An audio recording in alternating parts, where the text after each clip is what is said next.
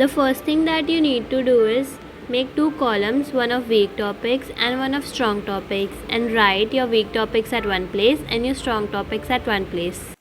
Do it for all the subjects like as you can see in this video.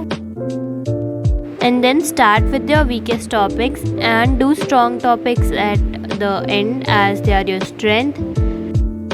The most common mistake that children tend to do during their preparation time is not doing enough sample papers.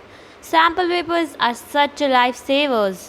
𝚑𝚘𝚗𝚗𝚗 is here to provide you the best sample papers. It contains spatial objective maps to learn all important points, and that too at one place. They also provide you with a time management chart to do 50 MCQs in 1.5 hours. They provide total 13 sample papers including the one issued by CBSE. It also have an exclusive self-evaluation chart to identify your weak topic. Also, detailed explanation of every MCQ is given for conceptual clarity. Third step is to make a plan. As they say, planning to fail is failing to plan.